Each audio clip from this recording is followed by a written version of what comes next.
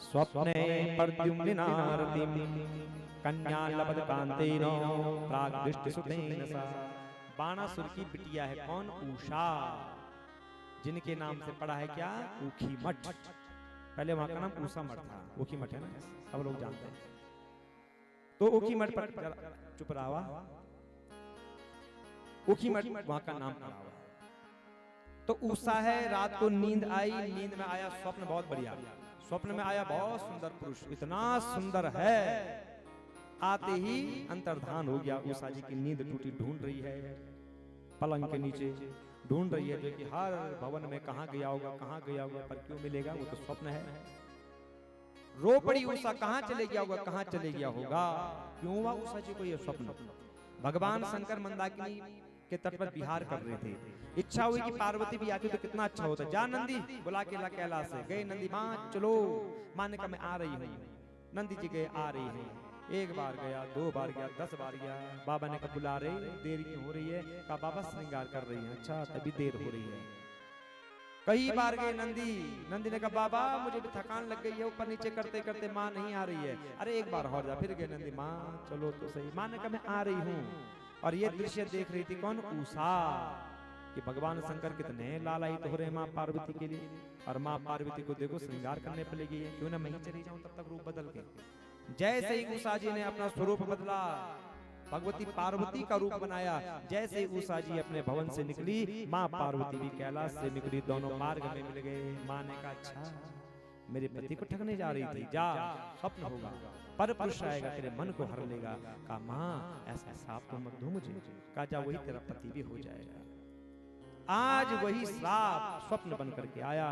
रो रही है, सुबह हुई, दासियां आई, क्यों रो रही हो? कुछ नहीं। आती हैं, उषा जी की एक सखी है कुंभांड की बिटिया, जिसका नाम है चित्रलेखा। ये बहुत अच्छा चित्र बनाती थी। ए उषा क्या हो गया तुझे, सुबह सुबह क्यों रो रही है? सुबह सुबह रोना अच्छा नहीं होता है। बहुत सारे लोग ना सुबह भी रोते रहते हैं, और जो सुबह रोता है वो रात भर तक रोता ही रहता है। कहा क्यों रो रही है? कहा स्वप्न हुआ। तो स्वप्न हुआ तो रोना था रे? अरे स्वप्न में बहुत सुंदर एक राजकुमार, तो सुंदर राजकुमार आया तो रोना है उसके लिए। कहा मुझे चाहिए, वो कहीं नहीं मिल रहा है, लाना उसको। चित्रलेखा ने कहा स्वप्न तुझे हो रहा है और मैं कहां से लाऊं? मुझे होता स्वप्न तो मैं पहचानती नहीं हो पाएगा। कहा ना मरती हूं मैं अगर वो नहीं आएगा। अरे कहां से लाऊं मैं? स्वप्न तुझे हो रहा है और मैं कहां से लाऊं उसको? कहा ना ला। चित्रलेखा ने कहा ठीक है मैं चित्र बनाती हूँ और पहचान। बिछाया एक कपड़ा, बना रही है चित्र। सबसे पहले बनाया देवता ये भी नहीं, गंधर्व ये भी नहीं, सिद्ध ये भी नहीं, चारण ये भी नहीं, पन्नग ये भी नहीं, दैत्य ये भी नहीं, विद्याधर ये भी नहीं, यक्ष नहीं, मनुष्य नहीं, अच्छा ये भी नहीं, ये भी नहीं, तो कौन है रे? फिर तो बनाना हो।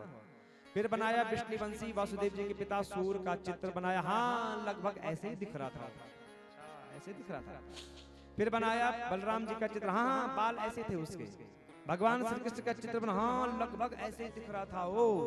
बनाया प्रद्युम्न जी का चित्र, हाँ रे ऐसे दिख रहा था। उषा जी की बातों को सुन करके चित्रलेखा समझ गई।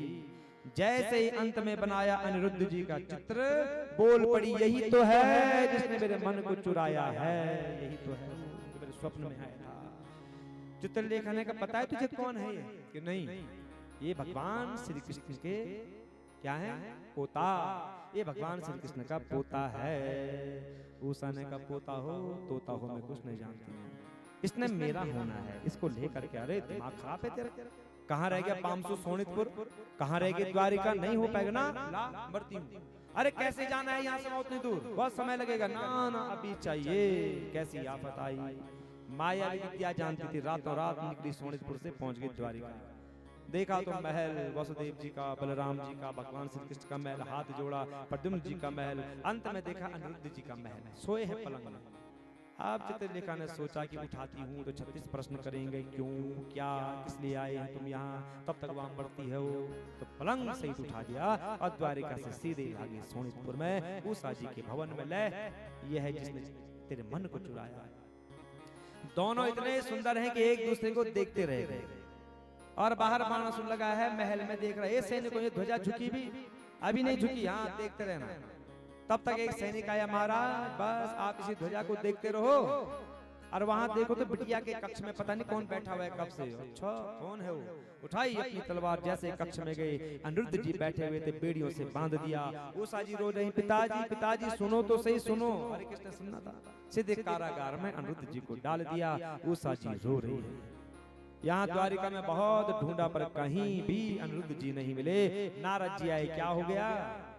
कहा नाती का पता ही नहीं चल रहा है। नारद जी ने कहा यहाँ ढूंढोगे तो कहां से पता चलेगा? उत्तराखंड शोणितपुर में बाणासुर राजा कैद में डाला हुआ है। भगवान श्री कृष्ण निकले सीधे उत्तराखंड, हमारे इस पवित्र क्षेत्र में आए। रुद्रप्रयाग जनपद आए जो है कि शोणितपुर में जैसे आए, महल की ध्वजा झुक गई। भगवान ने कहा कौन है यहाँ का राजा? बाणासुर ने कहा हम हैं यहाँ के राजा, बोलो क्या करोगे? भगवान ने देखा बाप रे जा रहा।